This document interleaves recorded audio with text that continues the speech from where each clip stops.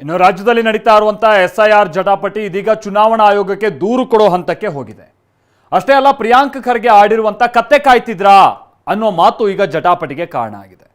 ಹಾಗಾದ್ರೆ ಎಸ್ಐಆರ್ ವಿಚಾರವಾಗಿ ರಾಜ್ಯದಲ್ಲಿ ಆಗ್ತಾ ಇರುವಂತಹ ಗೊಂದಲಗಳು ಹೇಗೆ ಮುಂದುವರಿತಾ ಇದೆ, ಜೊತೆಗೆ ಏನಿದು ಕತ್ತೆ ಕಿತ್ತಾಟ, ಬನ್ನಿ ನೋಡೋಣ.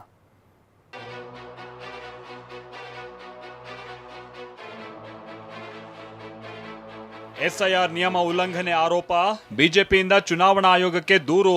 ಎಸ್ಐಆರ್ ಪ್ರಕ್ರಿಯೆ ಎಲಿಮಿನೇಷನ್ ಫಾರಂ ನ ಒಂದು ಡೂಪ್ಲಿಕೇಟ್ ಮಾಡಿ ಮಸೀದಿ ಒಳಗೆ ಅನೌನ್ಸ್ಮೆಂಟ್ ಮಾಡ್ತಾ ಇದ್ದಾರೆ. ಚೌಲ್ಟ್ರಿನಲ್ಲಿ ಕ್ಯೂ ನಿಲ್ಸ್ಕೊಂಡು ಮಾಡ್ತಾ ಇದ್ದಾರೆ ಅಂದ್ರೆ ಇದು ಅಕ್ರಮ. ಆಯೋಗದವರು ಏನ್ ಕತ್ತೆ ಕಾಯ್ತಿದ್ದಾರಾ ಅಂದ ಖರ್ಗೆ. ವಿಜಯೇಂದ್ರ ತಿರುಗೇಟು. ಈ ಆತಂಕ ಸೃಷ್ಟಿ ಮಾಡ್ತಾರೆ ಅದು ರಾಜ್ಯ ಸರ್ಕಾರಗಳ ಕಾಂಗ್ರೆಸ್ ಪಕ್ಷನ ವಾಡಿ ಎಲೆಕ್ಷನ್ ಕಮಿಷನ್ ಅವರು ಏನ್ ಕತ್ತೆ ಕಾಯ್ತಾ ಇದಾರ. ಕರ್ನಾಟಕ ರಾಜ್ಯದಲ್ಲಿ ಏನು ಕಾಂಗ್ರೆಸ್ ಕತ್ತೆಗಳಿದ್ದಾವೆ, ಈ ಕಾಂಗ್ರೆಸ್ ಕತ್ತೆಗಳು ಇಡೀ ವ್ಯವಸ್ಥೆಯನ್ನ ಬುಡ ಮೇಲೆ ಮಾಡೋದಕ್ಕೆ ಹೊರಟಿದ್ದಾರೆ. ಬಿಜೆಪಿಗೆ ಎಸ್ಐಆರ್ ಮುಳುವಾಗುತ್ತೆ, ಇದು ಕೋಲ್ಕತ್ತಾ ಅಲ್ಲ ಎಂದ ಬೇಳೂರು. ಇದು ಕಲ್ಕತ್ತಾ ಅಲ್ಲ ಮಿಸ್ಟರ್ ವಿಜೇಂದ್ರ ಅವರೇ, ಇದು ಕರ್ನಾಟಕ. ಜನ ಬುದ್ಧಿವಂತರಿದ್ದಾರೆ. ಈಗ ನಡೆದ ಎಸ್ಐಆರ್ ಪ್ರಕ್ರಿಯೆಯನ್ನೇ ರದ್ದು ಮಾಡುವಂತೆ ಕುಮಾರಸ್ವಾಮಿ ಆಗ್ರಹ. ಇದರಲ್ಲಿ ಯಾವುದೇ ರೀತಿ ಅರ್ಥ ಇಲ್ಲ. ಒಂದು ಕಡೆ ಈಗ ಆಗಿರತಕ್ಕಂತ ಪ್ರಕ್ರಿಯೆಯನ್ನ ಸಂಪೂರ್ಣವಾಗಿ ರದ್ದುಗೊಳಿಸಬೇಕು ಅಂತಕ್ಕಂಥದ್ದು ನಮ್ಮ ಒಂದು ಆಗ್ರಹ ಇದೆ. ರಾಜ್ಯದಲ್ಲಿ ನಡೀತಾ ಇರುವ ಎಸ್ಐಆರ್ ಜಟಾಪಟಿ ಮತ್ತೊಂದು ದಿಕ್ಕಿಗೆ ಹೊರಳಿದೆ. ಎಸ್ಐಆರ್ ಪ್ರಕ್ರಿಯೆಯಲ್ಲೇ ನಿಯಮ ಉಲ್ಲಂಘನೆ ಆಗಿರೋ ಗಂಭೀರ ಆರೋಪ ಕೇಳ್ಬರ್ತಾ ಇದೆ. ಮಸೀದಿ, ಕಲ್ಯಾಣ ಮಂಟಪ, ಒಂದೇ ಮನೆಯಲ್ಲಿ ಕೂತು ಎಸ್ಐಆರ್ ಅರ್ಜಿ ಭರ್ತಿ ಮಾಡಿಸ್ತಾ ಇರೋದಕ್ಕೆ ಹಲವು ಸಾಕ್ಷ್ಯಗಳು ಸಿಕ್ಕಿದೆ. ಹೀಗಾಗಿ ಇವತ್ತು ಬಿಜೆಪಿ ಚುನಾವಣಾ ಆಯೋಗಕ್ಕೆ ದೂರನ್ನ ಕೊಟ್ಟಿದೆ. ಬಿಜೆಪಿ ರಾಜ್ಯಾಧ್ಯಕ್ಷ BY ವಿಜೇಂದ್ರ ನೇತೃತ್ವದಲ್ಲಿ ಕಂಪ್ಲೇಂಟ್ ಅನ್ನ ಕೊಡಲಾಗಿದೆ. ಇದರಲ್ಲಿ ಸರ್ಕಾರದ ಕುಮ್ಮಕ್ಕು ಇದೆ ಅಂತ ಬಿಜೆಪಿ ಆರೋಪ ಮಾಡ್ತಿದೆ.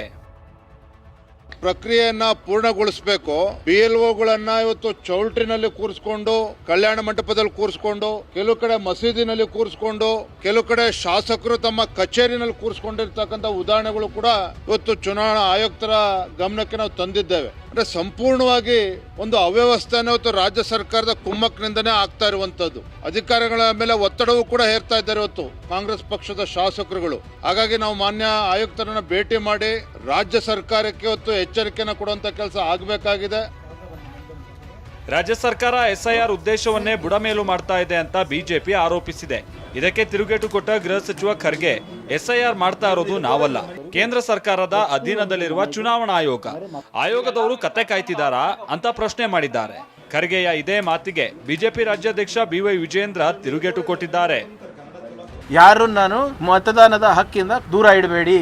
ಅದಕ್ಕೆ ಕೆಲವು ಪ್ರಶ್ನೆಗಳನ್ನ ಕೇಳಿದ್ವಿ, ಅದಕ್ಕೆ ಉತ್ತರ ಕೊಟ್ರೆ ಮುಗ್ದೇ ಹೋಗ್ತದಲ್ಲ ಸರ್. ಈ ಆತಂಕ ಸೃಷ್ಟಿ ಮಾಡ್ತಾರೆ ಅದು ರಾಜ್ಯ ಸರ್ಕಾರಗಳ ಕಾಂಗ್ರೆಸ್ ಪಕ್ಷನ ವಾಡಿ ಎಲೆಕ್ಷನ್ ಕಮಿಷನ್ ಅವರು ಏನ್ ಕತ್ತೆ ಕಾಯ್ತಾ ಇದಾರ. ಅವ್ರದ್ದು ತಾನೇ ಜವಾಬ್ದಾರಿ. ಕೇಂದ್ರ ಚುನಾವಣಾ ಆಯೋಗ ತನ್ನ ಕರ್ತವ್ಯವನ್ನ ಸರಿಯಾದ ರೀತಿಯಲ್ಲಿ ಮಾಡ್ತಾ ಇದೆ. ಕತ್ತೆ ಕಾಯ್ತಾ ಇರ್ತಕ್ಕಂಥದ್ದು ಕೇಂದ್ರ ಚುನಾವಣಾ ಆಯೋಗ ಅಲ್ಲ. ಕರ್ನಾಟಕ ರಾಜ್ಯದಲ್ಲಿ ಏನು ಕಾಂಗ್ರೆಸ್ ಕತ್ತೆಗಳಿದ್ದಾವೆ, ಈ ಕಾಂಗ್ರೆಸ್ ಕತ್ತೆಗಳು ಇಡೀ ವ್ಯವಸ್ಥೆಯನ್ನ ಬುಡ ಮೇಲೆ ಮಾಡೋದಕ್ಕೆ ಹೊರಟಿದ್ದಾರೆ. ಮತದಾರ ಪಟ್ಟಿ ಪರಿಷ್ಕರಣೆಯನ್ನ ಹಾಳುಗಡೋದಕ್ಕೆ ಹೊರಟಿರುವಂತದ್ದು ಕಾಂಗ್ರೆಸ್ ಕತ್ತೆಗಳು.